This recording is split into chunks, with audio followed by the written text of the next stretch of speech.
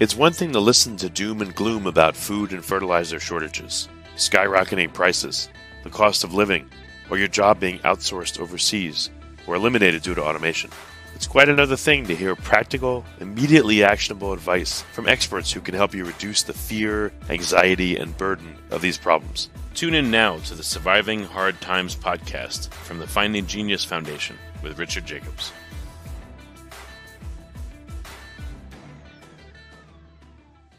Before we begin, a note from our sponsor. I'm Richard Jacobs, Executive Director of the nonprofit Finding Genius Foundation and host of the Finding Genius podcast. In late 2016, I was rear-ended at 65 miles an hour by a truck on the highway, which sent me off-road into a ditch. The impact of the collision gave me a concussion and other injuries.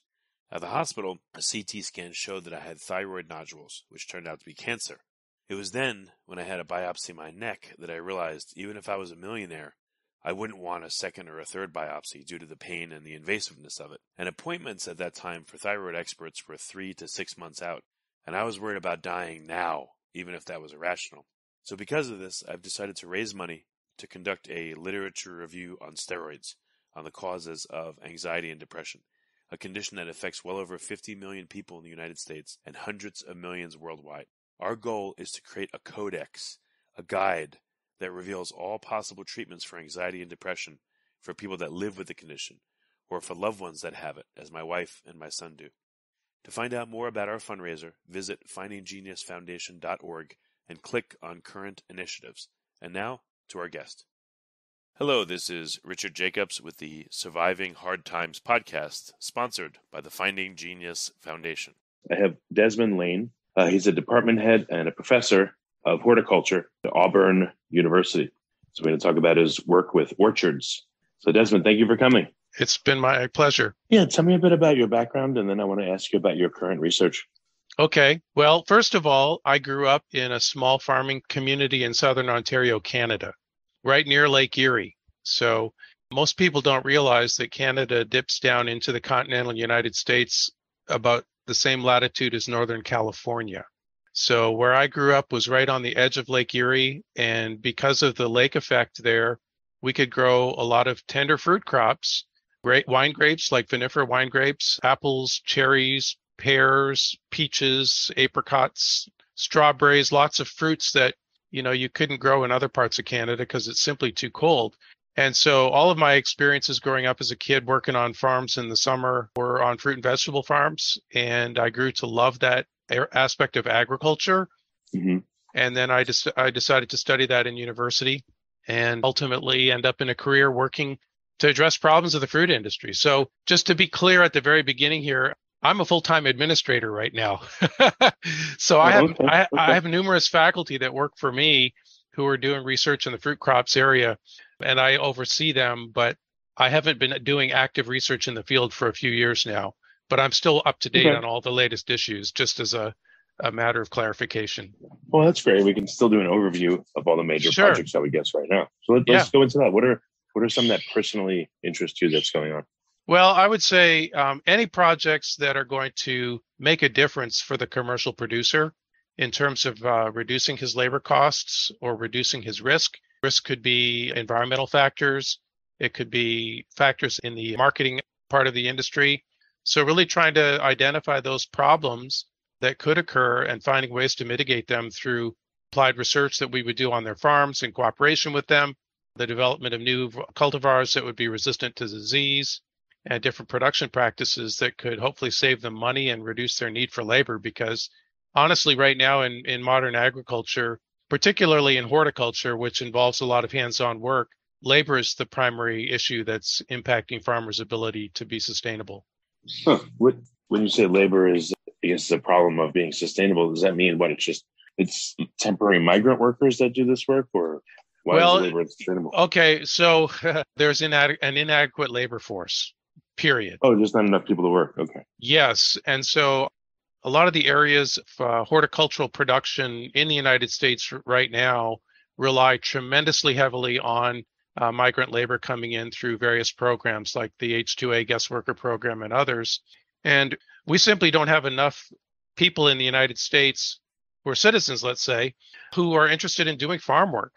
And so for a lot of these businesses to try and grow, to be even expand their operations, they need a steady supply of labor, and there may be inadequate availability of labor either through the guest worker programs or through locally available people. And because farm work is hard, it's out in the elements, and it's long days, and so we're looking for ways to try and reduce the number of hands, let's say, that need to be in a field doing the work, so that perhaps some of those operations could be automated and increase efficiency, where you might have machines that could operate, say 20 hours a day and do it with high skill and efficiency, so that more ground could be covered and more fruit or vegetables could be harvested, those types of things. Well, can fruits and vegetables, well, I'm sure some can, but fruits, picking them out of the trees, is equipment advanced enough for it to do it? Or do you still need people for certain fruits? I would say yes and yes. I mean, there are some fruits that are mechanically harvested now. So we mechanically harvest grapes. We mechanically harvest tart cherries. We mechanically harvest blueberries. These are established operations, throughout North America and the world. We mechanically harvest citrus. So there are a lot of crops that we do mechanical harvesting in, but some of them are more difficult. So strawberries, for example, there are robots that are being developed right now prototypes are being tested in the field to harvest strawberries. There are machines that are being tested in the field to mechanically harvest apples, and these are prototypes are being tested in Michigan and New York and Washington State. So there are advancements occurring, but the problem for many of these systems is that the architecture of the plant, the way they are historically grown, is not set up well for a machine to come and identify that particular piece of fruit and harvest it one at a time when the fruit is going to be used for a fresh market purpose. It's one thing if you're harvesting a tree and all the fruit are going to be used for processing, where if the fruit has minor damage, it's not going to make any difference. It's another thing if the fruit has to be absolutely perfect without any blemishes or any, cuts in the skin or those types of things. Under those circumstances, if it was, say, an apple tree, the tree has to be pruned and trained in such a way that a machine can go down the row in the orchard and identify that fruit and pick it off the tree at the right time, and where the fruit won't suffer any damage, so that it can still be a high quality dessert apple that could get a good price in the market. So these scenarios are different depending on what the end use of the fruit will be. But for the high end, dessert type fruits that you would see at the grocery store, our mechanical harvesting operations still need quite a bit of tweaking to get to that point. And the growing systems that we train these plants to, so that a machine can go down the row efficiently, that's research that's in progress. I'm amazed that it can pick blueberries and really small, somewhat softer type fruits as well at all. Yes. And it's not perfect.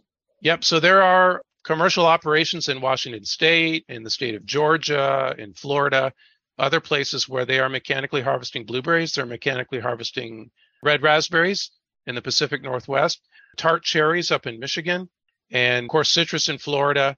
So it is being done, but most of the mechanical harvesting of fruits, at least, is for a processing market as opposed to a fresh market. Blueberries, I'd say one is, they are mechanically harvesting those, and those are going into clamshells for the fresh market.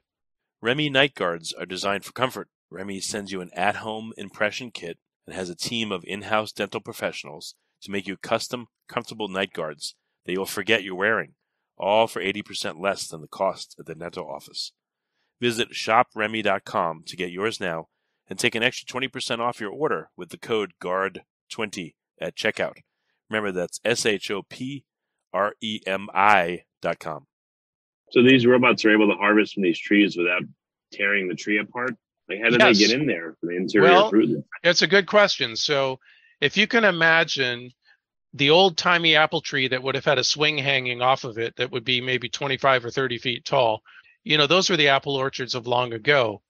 If you go into Washington State now, into a high-density commercial apple orchard, the trees may actually be as close as 18 inches apart going down the tree row.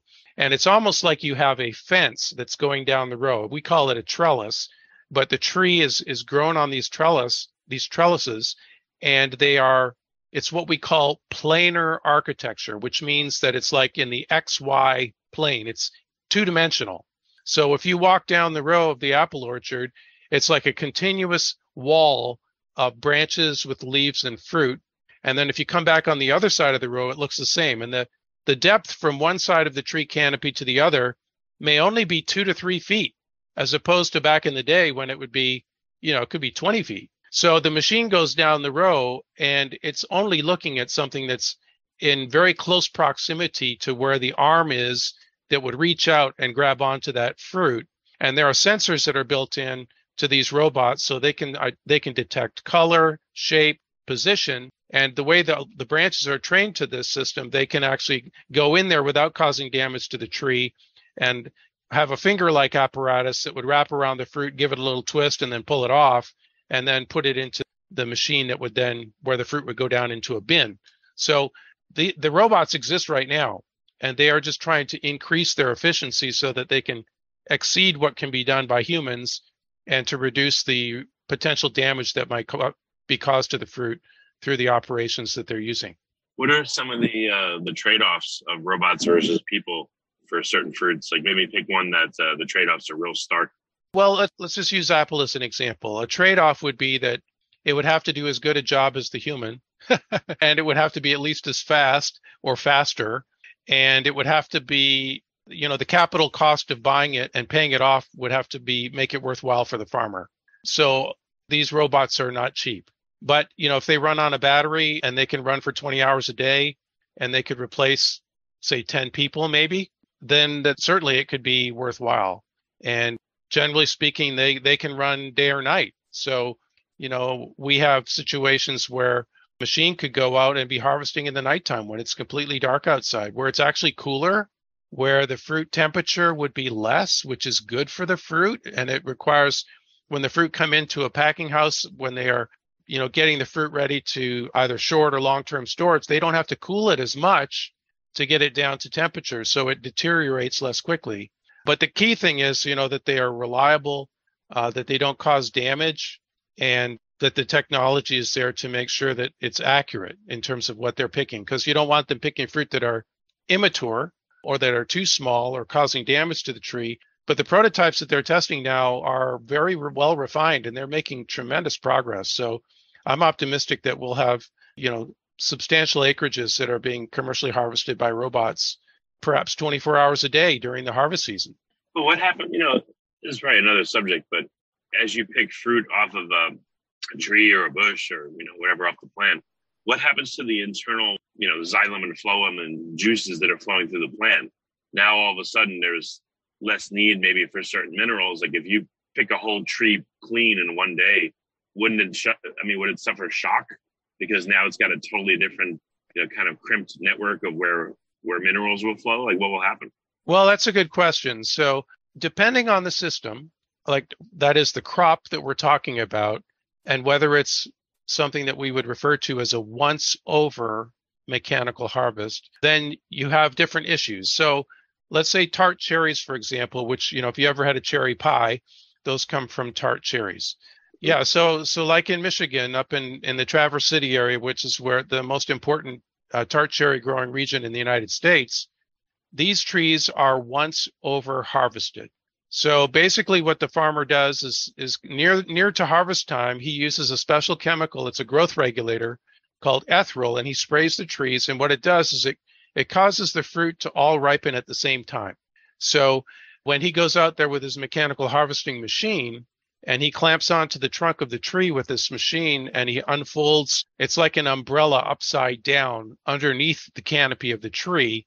And then he shakes the tree with a couple quick bursts of energy. All those fruit fall down onto that upside down umbrella. And then they collect those fruit, put them in cold water, and then they go off to the processing facility. So that's a once over harvest. Everything is harvested at one time. The tree does go through a little bit of shock after that, but it's nothing devastating, and it will recover. In other cases where you have mechanical harvesting, you may harvest the plant multiple times because the fruit are not all ripe at the same time. So for example, blueberries, they will go over those plants multiple times from the first harvest until the last harvest.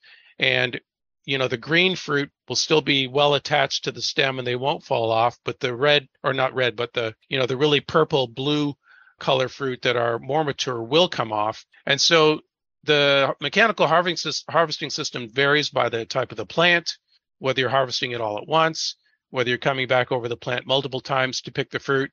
But generally speaking, the plants are durable, and if the mechanical harvest operator is careful, there won't be damage that will occur to the plants, and they can grow those plants multiple years and mechanically harvest them year after year. That's the goal. Okay, very interesting. Mm-hmm. Before we continue, I've been personally funding the Finding Genius podcast for 4.5 years now, which has led to 2,700 plus interviews of clinicians, researchers, scientists, CEOs, and other amazing people who are working to advance science and improve our lives and our world. Even though this podcast gets 100,000 plus downloads a month, we need your help to reach hundreds of thousands more worldwide. Please visit findinggeniuspodcast.com and click on Support Us. We have 3 levels of membership from $10 to $49 a month, including perks such as the ability to see ahead in our interview calendar and ask questions of upcoming guests, transcripts of podcasts you're interested in, the ability to request specific topics or guests, and more. Visit findinggeniuspodcast.com and click Support Us today. Now back to the show. What's another project that your professors are working on that is very interesting to you? Well, so one of the areas, and I'll share this because I spent several years in Washington State, and that's where the main apple industry is. We were working on a project out there. As you can imagine, a lot of people think about Washington and they think of Seattle, and they think about how much rain they get on the western side of the Cascades. And, the primary fruit growing region for tree fruit, at least, is on the eastern side of the Cascades in central Washington and eastern Washington, where it's extremely dry, 5 to 10 inches of rainfall and blazing heat in the summertime. Now, they can grow fruit there because they have a system of rivers that provide irrigation water, but there's very little cloud activity in the summer. It's very hot. It's very sunny. And those are good conditions to grow fruit. However, they also can be conditions that set the fruit up for sunburn.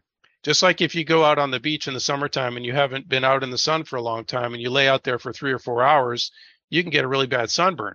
Well, fruit are the same in the sense that the ultraviolet light that's present in the sunlight, it heats up the surface of the fruit and it can cause damage to the skin. It can even cause damage to the fruit tissue below the skin.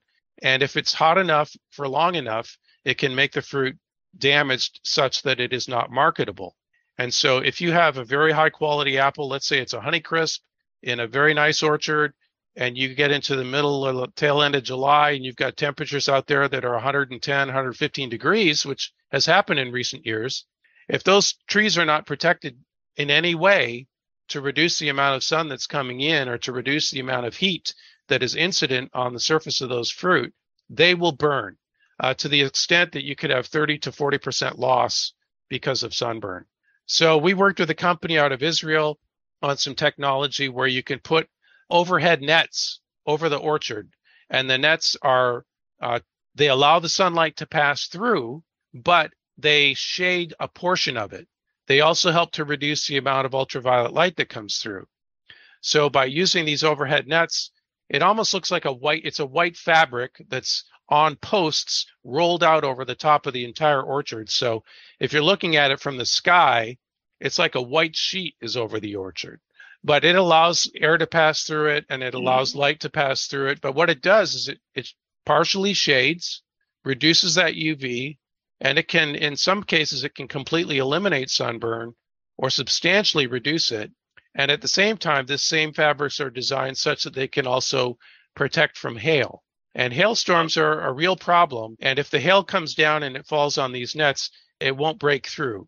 And so it won't fall down onto the tree and cause all kinds of damage as if, a bunch of gravel is falling from the sky. So water can still get through and rain and everything? Yes. And you can also irrigate under it. So most of the farmers out there will irrigate on the ground level, but you can also irrigate above the tree right below the net. And that irrigation can create sort of a mist that can provide some evaporative cooling. So that's another means as well, what you can use in the orchard to reduce the temperature in the orchard, reduce the temperature of the fruit, reduce the sunburn, and still have a very high quality fruit at the end of the season without suffering those kinds of losses. So I think it also would reduce the soil temperature in the areas that are covered, and it does. The temperature of the trees and everything. Yes. Like by how much, and it maybe reduce evaporation too. Substantially. And in fact, what we found in our research was that it reduces the water use requirements of the tree substantially, and it reduces tree stress. So that in the afternoon, under conditions when the tree might normally start to shut down because it's too hot, the trees can continue to be photosynthetically active in the afternoon. And that's important because the photosynthates that are produced in the leaves are going to be supporting fruit growth. And those fruit will end up being larger and of better quality if we can reduce the stress in the orchard, particularly in the afternoons when it gets blazing hot. Do the cover, are they static, or do you have ones that are on motors, or is that not necessary for just the afternoon sun to block, let's say?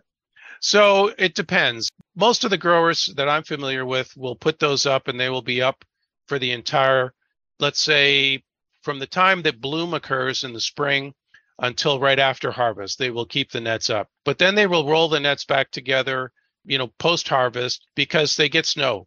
And so there's no reason for the nets to be up there once the trees have naturally dropped their leaves. And the nets will deteriorate over time. They're not a permanent structure.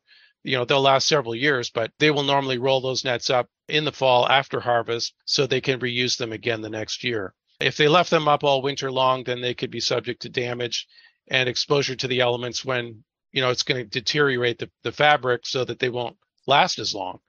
But yeah, it works. It's being used on thousands of acres commercially right now. Yeah, no, that's excellent. Is there one more project that we could discuss? Probably 3 is a good number. So what's another one that's interesting? Let's see. Well, another one that's interesting is just the development of new types of fruit that have resistance to disease. So as you can imagine, anybody who's ever tried to grow fruit in their backyard knows that there are insects and diseases that are happy to eat it. And on a commercial scale, it just is magnified. And so we have active research programs. We have one here at Auburn. I have a new scientist that's working to breed disease resistance into blueberry.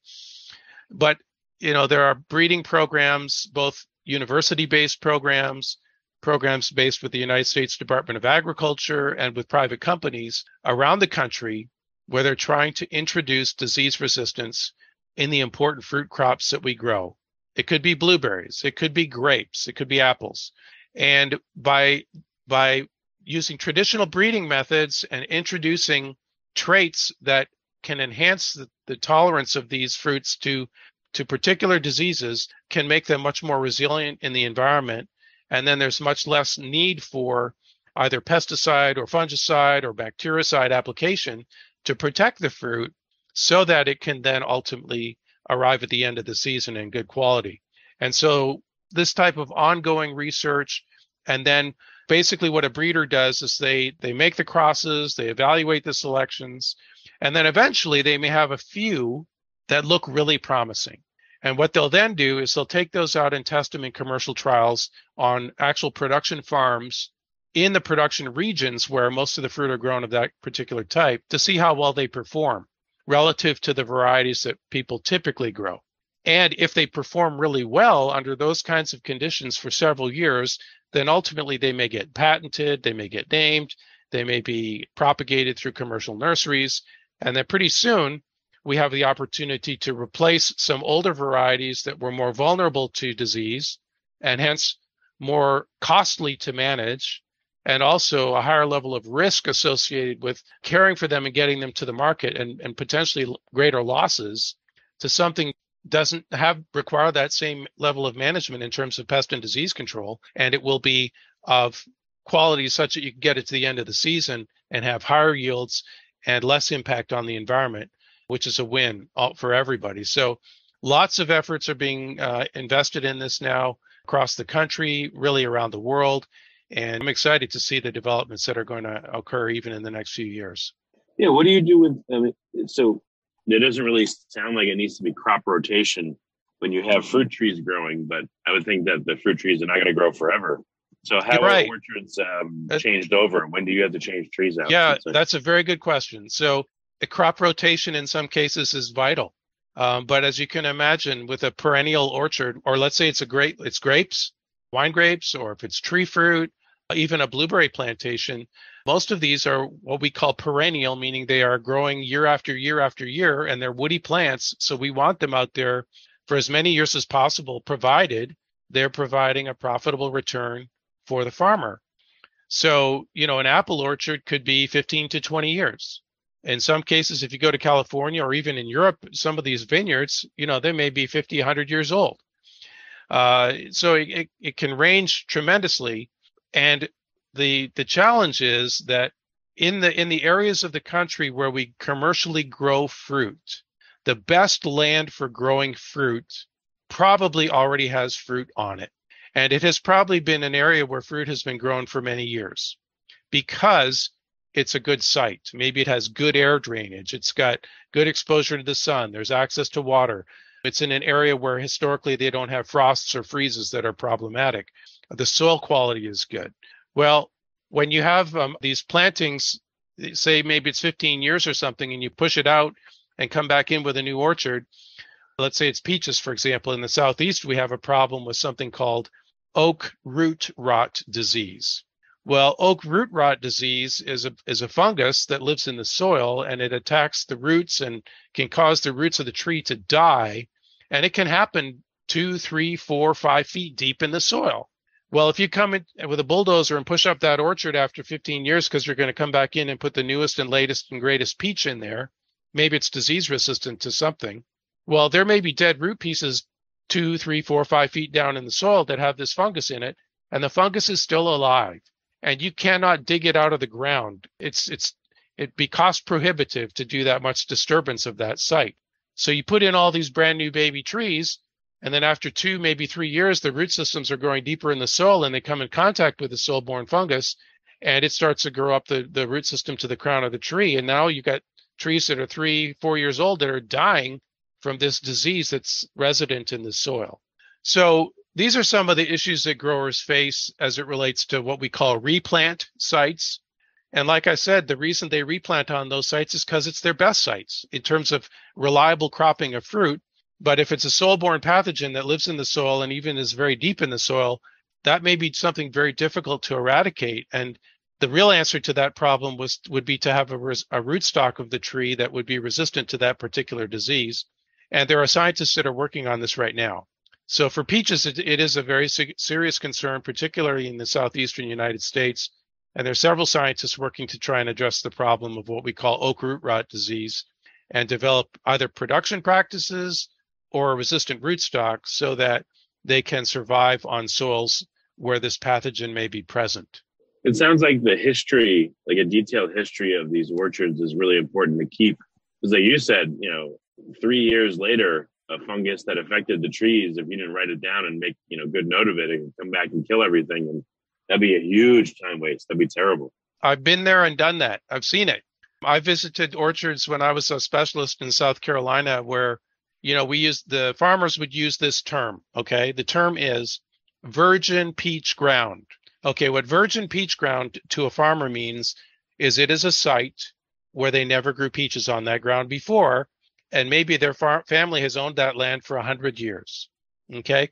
So in that case, you'd say, aha, that would be a perfect place. If there's never been peaches there before, well, surely there's not going to be any of this root rot pathogen in the ground. Well, unfortunately, in this particular case, it's called oak root rot. It's a pathogen of oak trees also. And so if that site was formerly let's say it was a native stand of oak trees, it was hardwood forest or whatever, and they came in with a bulldozer and bulldozed out all those trees and then worked up the ground and prepared it for planting an orchard. And I saw this in South Carolina. I visited a farm where 3-year-old peach trees were dying of oak root rot. The scientific name is armillaria. They were dying of armillaria. And the farmer said, well, we've never had peaches on this ground before. And I said, well, what was on the ground before? He says, well, we cleared out a forest and we came in. I said, well, were there oak trees out there? He said, well, yeah, of course. I mean, and that was the problem, right? So part of our job in the research and extension outreach, the land grant mission of what we do at our universities is that we do our very best to try and educate farmers on, what the risks are and how to make decisions. And we can come out and help them assess a site and give them good advice. But these are sometimes things that happen and you just like, you just shake your head and you're like, oh my goodness, what next? Root rot can affect any tree, or No. it just affects only peaches? Like, what No, if it you make don't. up a schedule? Like, okay, if we get affected, then we'll go in with a different kind of tree. Yes. Yeah. So that's a good point. So what I will say, this particular pathogen has what we call a broad host range. That means there's lots of different types of woody plants that it will cause damage to. So we have a good idea of what those plants are. And if the farmer was to say, well, this was a previous site that had oak trees or peaches or whatever, then, my advice to them, generally speaking, would be don't grow a woody plant or a fruiting crop that is sensitive to the oak root rot pathogen, or grow one where that there's resistance to that pathogen in that plant. On things that may be in a shorter rotation, like, we talk about crop rotation with our vegetables and maybe fruits like strawberries that, we're not going to grow them necessarily on the same ground year after year after year. We can use cover crops. We can use other management practices in the soil that can help to knock those pathogens down, even to a non-existent level, so that we can come back after a couple of years in a rotation scheme and not be at risk. But, when you're talking about woody plants that are going to be there for, say, 10 or more years, you don't want to have any risk, really. That's going to be a long-term investment. And in the case of orchards like I was talking about in Washington, by the time they buy the trees and they put in the irrigation and they put in the trellis system and everything else, maybe even put some overhead nets over top, you might be looking at $40,000 an acre of investment. And they can't afford to have that investment fail. They need to reduce their risk as much as possible so that once those trees start fruiting, that they can have, profit long term and make that money back, and then obviously make profit beyond that. Yeah, it's difficult. I mean, what has been so I guess if that happens, you have to go in there and really evaluate what kind of rootstocks and trees won't be affected by it. Yes. Most of our commercial fruit growers in the United States are really smart. Many of them have been college educated. Many of them are second, third, fourth, fifth generation fruit growers. They may partner with universities to do trials on their farms. They're up to date on the latest technology. To the extent that they can afford it, they're trying to make business decisions that will enable them to reduce their risk and have the highest possibility of profitability and success. So, in some cases, they know as much as the specialists do, quite honestly. I wouldn't say that's the norm, but I know that there are fruit growers out there who even have doctorates who are commercial growers. So, but we're there to help them. We can help assess the risk, look at the history of the land and what they've done. We have a lot of projects going on around the country where we're testing all different kinds of rootstocks that are suitable for sites that have issues. And we have a national program where we test different rootstocks of different fruit trees all around the country in different places. And the scientists get together every year and talk about that. And then they make local recommendations to the farmers based on what performed well in maybe Idaho or Michigan or New York or Alabama. We're hosting one of those meetings here in Auburn in November. And it's interesting because, as you can imagine, something that performs well in the upstate of New York may not do well in central Alabama. So, that's part of the reason that we test these plants in different parts of the United States, because the climatic conditions are different. The winter conditions are different. The number of growing days is different. And just because it does well in one part of the country doesn't mean it'll necessarily do well someplace else. And if I was to go to my growers here in Alabama and say, well, you should do this because it works well in Washington State, it might not work well in Alabama. And if we haven't tested it here, I could be giving them bad advice. Makes sense. One last question that came to mind.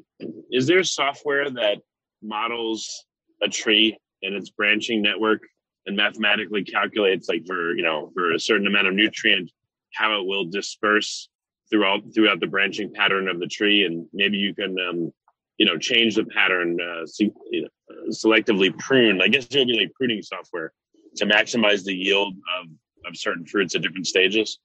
So I will say that some of that modeling work has been done, and the models are reasonably mature.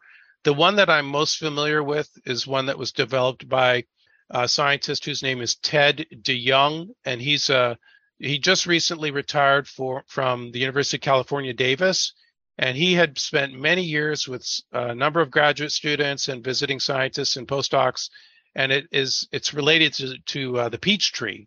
And so they have modeled that. They've looked at the carbon assimilation. They've looked at fruiting, how much carbohydrate is available at different times of the year, and those types of things.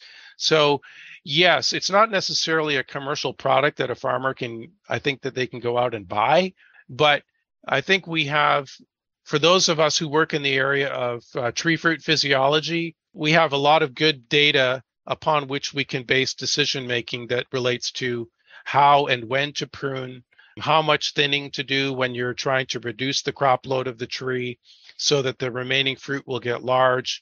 Practices that can be done throughout the growing season to enhance the health of the tree, to reduce stress so that, maximal photosynthesis can occur, that those fruit can develop the size that they need to, and that you can have proper conditions in the fall for them to get good color and have, a lot of the reserves stored up in them that you need so that they will be good quality when they get to the consumer. So to say there's an app that will give you all that, and there's not one that I'm aware of, but we have a lot of apps that are useful for orchard management decisions, but they're more in the area of things like pest management and so on, that, utilize weather conditions and even have electronic monitors for pests out in the orchard, temperature, humidity, rainfall, and can give a grower an idea of when he should put out a protective material if he's going to be concerned about fire blight or risk of a freeze or those kinds of things. So there's a lot of really good technology that's available at the farmer's fingertips right now. I'd say we're at the most advanced stage of technology in orchard management ever. And a lot of areas in robotics. We've got robotic sprayers that are going down orchards and spraying trees now. Lots of very cool stuff. One thing I wanted to mention to you is, as I was making some notes here, my first cousin and her husband live in South Australia, and they have a business where they raise biological insects and predatory mites that they use for biological control in orchards and vineyards and greenhouses in Australia. And they actually have a commercial application where they fly drones over the top of avocado trees, which are very large trees, and they drop predator mites out of the drones into the tops of these trees to control the mite populations that can cause damage to the trees and cause ultimate damage to the fruit. And this is commercial. So very cool. And there's a lot of other really neat technology that's going on right now that farmers can avail themselves of, which I think is just fascinating. Excellent. Well, Desmond, where can people find out more about all the projects that you're overseeing? Well, I would say there are some terrific trade magazines that are available online and that are in print. There's one called The Good Fruit Grower, which is based out of Washington. They have a monthly issue that comes out, and these have all the latest and greatest stories about everything related to the fruit industry in terms of technology and those types of things. So that's accessible out there. There are numerous tree fruit websites. Washington State has one that I developed when I was there. Here in Alabama, we have information at the Alabama Cooperative Extension Systems website. And then some of my faculty have their own individual web pages. So, I mean, there's a lot of different places. But like I mentioned at the beginning, I'm advising, but I'm not actually actively doing research in these areas right now. So I'm serving more as a mentor to my scientists and administering the programs. But I'm up to date, at least on what's going on, because this is obviously an area that I'm quite passionate about and care a lot about. And I think our scientists are doing some amazing work to help our farmers. And we need high quality, nutritious food, right? And fruits and vegetables are vital to our nutrition. And I'd say our fruit industry is as advanced as it's ever been. And the quality of the product that we're producing and the safety of it to the consumer is really excellent. It's a great time to be a fruit consumer. Well, excellent. Well, Desmond, thank you so much for coming on the podcast. I appreciate it. Oh, it's been my pleasure. You had some very good questions. Thank you. Before you go, make sure to protect your smile from teeth grinding and clenching with a Remy custom night guard. Visit shopremy.com to get yours now and take an extra 20% off your order with the code GUARD20 at checkout. Before you stop listening, ask yourself, what are 1 or 2 useful things you heard on this podcast that can help you overcome food and fertilizer shortages, skyrocketing prices, the cost of living, or your job being outsourced overseas or eliminated due to automation? Please like and subscribe and tell your friends and family about their Surviving Hard Times podcast. We're all going to need help now and in the near future.